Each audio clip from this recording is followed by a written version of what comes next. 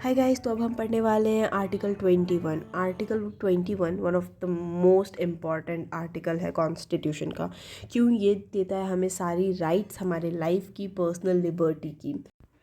जब आप आर्टिकल 21 पढ़ेंगे तो आपको एक चीज़ समझ आएगा, इसमें सिटीजन्स नहीं मेंशन्ड है कहीं पे भी।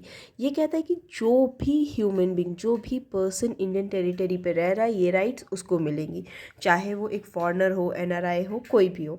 इसके तीन इम्पॉर्टेंट वर्ड्स है: life, liberty and procedure established by law. Article 21 को हमने यूएस के कॉन्स्टिट्यूशन से लिया है।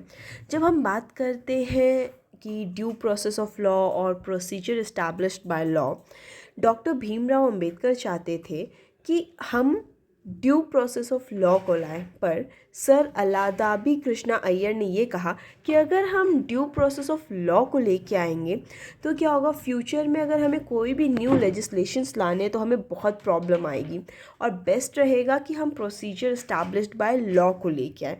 कि वो क्या करता है कि वो चेक करता है लेजिस्लेचर कोई ऐसे लॉज तो नहीं क्रिएट कर रहा जो अनकॉन्स्टिट्यूशनल हो, और वो उसको इस चीज़ से रोकता है, करेक्ट करता है। जिसमें एक बहुत इम्पॉर्टेंट केस है मेनका गांधी का, जो हम आगे पढ़ेंगे। एंड उसके बाद आता है जो लाइफ एंड पर्सनल लिबर्टी है। ये कॉन्सेप्ट स्टार्ट हुआ था ए के गोपालन केस में, जो है ए के गोपालन वर्सेस स्टेट ऑफ मद्रास, जिसमें ए के गोपालन को डिटेन किया गया था। उन्होंने कहा कि उनकी जो लिबर्टी है उसको ली जा रही है और ये अनकॉन्स्टिट्यूशनल है। तब सुप्रीम कोर्ट ने कहा था कि जो पर्सनल लिबर्टी है वो दो ही टाइम पे इन्फ्रिंज हो सकती है, अगर कोई फिज़िकल रिस्ट्रेन हो तब, या कोई कोएर्शन हो। तो यहाँ पे कोई भी जो लिबर्टी है उसको नहीं रोका जा रहा है, तो आपके राइट को हार्म नहीं हो रहा। बट सेकंड केस जो मेनका गांधी का केस था, उसमें ये कहा गया कि हाँ, जो कॉन्सेप्ट है लाइफ और लिबर्टी का, वो बहुत बड़ा है और उसको सिर्फ एक रिस्ट्रिक्शन से हम एक्सप्लेन नहीं कर सकते। एंड इसमें एक टेस्ट ऑफ रीज़नेबिलिटी भी आती है, जिसमें आपको चेक करना पड़ेगा कि ये ड्यू प्रोसेस ऑफ लॉ को फॉलो कर रहा है या प्रोसीजर स्टैब्लिश्ड बाय लॉ को। ये जो केस है Francis Coralie Mullin versus UT of Delhi, सबसे पहले इसमें ये कहा गया था कि जो लाइफ है वो सिर्फ ब्रीथ, सांस लेना को हम लाइफ नहीं बोलते, बट लाइफ का मतलब होता है ए लाइफ को जीना पूरे डिग्निटी के साथ। एंड जो आर्टिकल 21 है वो एक बेड रॉक है हमारे कॉन्स्टिट्यूशन का।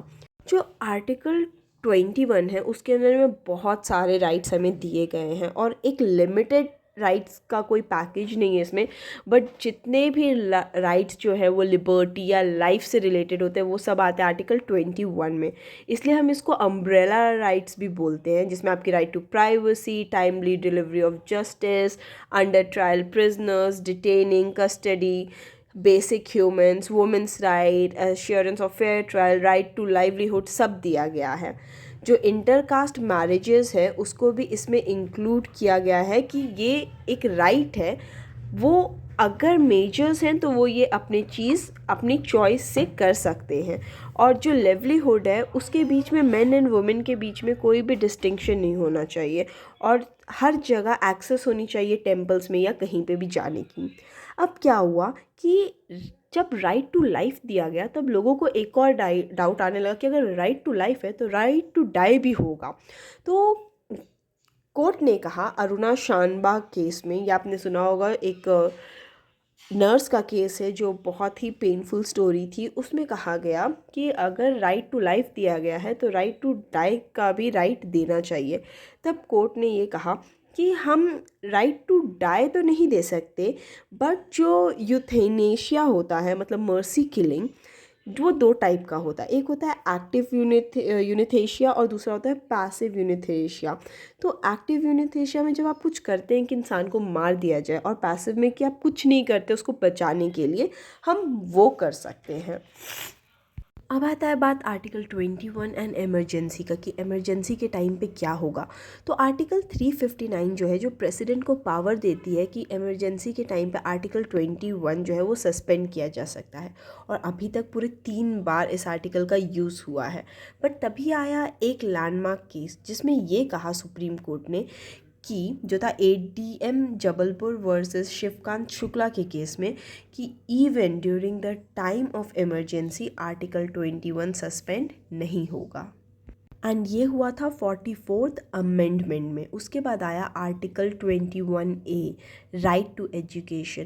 पहले राइट टू एजुकेशन जो था वो डायरेक्टिव प्रिंसिपल था, बट बाद में जब इंडिया इस लेवल पे आ गया कि वो सबको एजुकेशन प्रोवाइड कर सके, तब आर्टिकल 21A में राइट टू एजुकेशन को लाया गया। और ये कहता है कि जो भी बच्चे हैं under the age of 6 to 14 years, उनको कंपलसरी एजुकेशन मिलना चाहिए। जो स्कूल्स हैं उसमें क्वालिफाइड टीचर्स होने चाहिए, बेसिक इंफ्रास्ट्रक्चर होनी चाहिए, एंड जो क्वालिटी ऑफ एजुकेशन है वो बिना डिस्क्रिमिनेशन की दी होनी।